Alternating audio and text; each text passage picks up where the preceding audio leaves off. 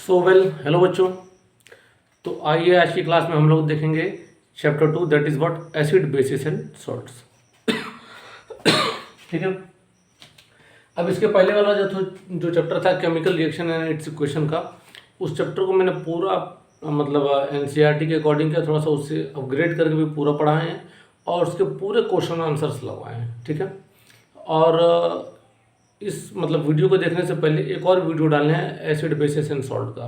उसमें क्या है ना कि पूरे चैप्टर का मैंने पूरा फॉर्मूला लिख दिया है कि कौन से उस चैप्टर में फॉर्मूलास हैं, कौन से यूज आएंगे, मेजोरिटी ऑफ द यूज।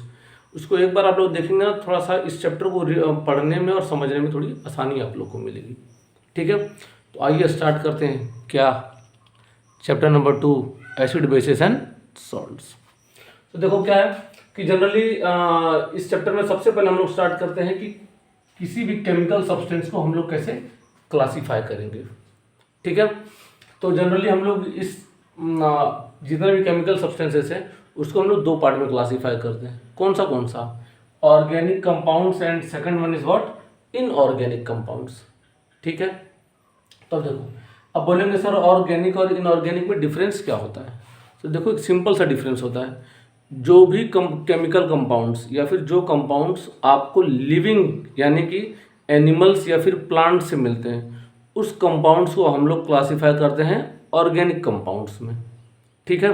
क्या, देखो फिर से एक बार बोल दे रहा हूँ, जो भी कंपाउंड्स, जितने भी कंपाउंड्स हमको लिविंग बीइंग यानी कि एनिमल या फिर प्लांट से मिलते हैं, उसको हम लोग क्या बोलते हैं, क्लासिफाई करते हैं ऑर्गेनिक कंपाउंड्स में।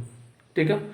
और जो भी कंपाउंड्स हमको नॉन लिविंग यानी कि जनरली मिनरल्स एंड रॉक से मिलते हैं, उसको हम लोग क्लासिफाई करते हैं किसमें, इनऑर्गेनिक कंपाउंड्स में। ठीक है। तो देखो, the chemical substances obtained from animals and plants that is living organism are called as organic compounds. और इनऑर्गेनिक कंपाउंड्स क्या होते हैं, the chemical substances obtained from minerals and rocks are called inorganic compounds. ठीक है। तो मतलब क्या, ये बहुत पहले, जैसे नहीं होता आप लोग हिस्ट्री में पढ़ते हैं कि इस टाइम पे जो पढ़ते हैं modern history, medieval history, ancient, यानी कि सबसे पहले आप लोग पढ़ते हैं एंशिएंट हिस्ट्री, फिर पढ़ते हैं मिडाइवल हिस्ट्री, फिर पढ़ते हैं मॉडर्न हिस्ट्री। तो वैसे ही क्या हुआ ना, जितने भी केमिकल सब्सटेंस मिले अकॉर्डिंग टू ईयर्स उसको क्लासिफाई किया गया। तो क्लासिफाई कैसे किया गया, सबसे पहला जो ओल्डेस्ट क्लासिफिकेशन किया गया वो ऑर्गेनिक कंपाउंड्स और इनऑर्गेनिक कंपाउंड्स पे। फिर उसके बाद जो है थोड़ा सा साइंटिस्टों की सोच बदली, जैसे जैसे रिसर्च बढ़ते चले गए, तो उनको क्या आया कि अब हम लोग जो है ऑर्गेनिक मतलब केमिकल सब्सटेंसेस को उसको जो है हम लोग क्लासिफाई करेंगे on the basis of their taste. ठीक है। तो टेस्ट में जनरली जब क्लासिफिकेशन आया, यानी कि जो अर्लीस्ट क्लासिफिकेशन था उसमें आया एसिड्स बेसिस एंड सॉल्ट्स, जो कि ये चैप्टर का नाम है। तो कहानी समझ में आई, ये एसिड बेस एंड सॉल्ट कहाँ से आया। तो यानी कि केमिकल सब्सटेंस का जो अर्लीस्ट क्लासिफिकेशन है, जो टेस्ट के बेसिस पर आता है, उसको हम लोग बोलते हैं एसिड्स बेसिस एंड सॉल्ट्स। तो जनरली देखो हम लोग अभी जो है ये एसिड्स और बेस के बारे में ज़्यादा पढ़ेंगे, सॉल्ट्स के बारे में we will move on later. ठीक है। तो अगर मैं बात कर रहा हूँ एसिड्स एंड बेसिस की, तो एसिड्स और बेसिस को हम लोग कैसे क्लासिफाई करते हैं, या फिर किसको बोलेंगे एसिड्स एंड बेस। ये जो एसिड्स एंड बेस है, यानी कि जब से आप लोग सुबह से उठते हैं और लेकर रात तक आप हर जगह इनसे इनका वास्ता आपका पड़ता है। फॉर एग्जांपल देखो, अगर मैं आपसे पूछ रहा हूँ कि सबसे पहले सुबह उठते आप लोग वॉशरूम जाते हैं, नहाते होते हैं, तो साबुन सोप टच करते हैं, तो कभी आपके मन में आया ये सोप इतना सॉफ्ट इन नेचर क्यों है, ये सोपी क्यों है इतना। ठीक है।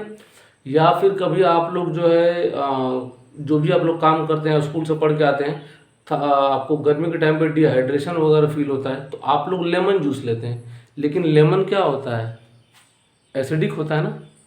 तो आप लोग लगा कि लेमन जूस क्यों, उसका जो खट्टा स्वाद आता है, या फिर जितने भी सिट्रस फ्रूट है उनका खट्टा स्वाद क्यों होता है, या फिर जो है आप लोग जो सुबह उठ के जो टूथपेस्ट यूज़ करते हैं वो जनरली किस नेचर का होता है, तो वो क्या होता है, वो बेसिक इन नेचर होते हैं। ठीक है। तो ये इसका इनिशियल क्लासिफिकेशन था, इसको आप लोग लिख लें।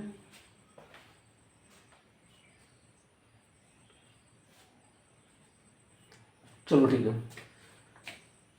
तो अब मैं हाँ आप देखो क्या बोलेंगे सर, इसका इससे क्या रिलेशन है। देखो इसका रिलेशन बिल्कुल है।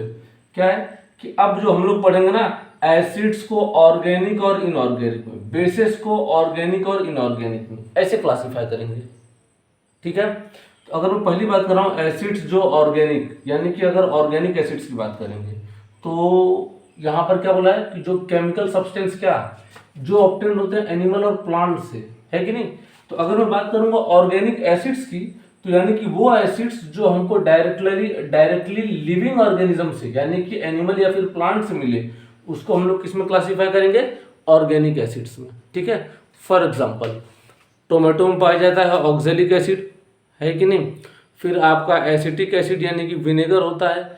फिर आपका एप्पल में पाया जाता है मैलिक एसिड।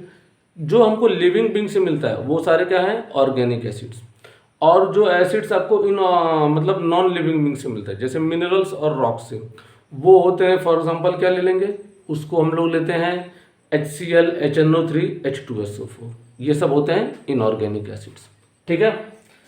तो आज के लिए इतना, इस पार्ट को यहीं पे एंड कर रहे हैं। ठीक है, क्योंकि वीडियो बड़ा हो जाता है ना, थोड़ा सा अपलोड में इशू आ जाता है। तो आगे हम लोग कल इसको फर्दर कंटिन्यू करेंगे।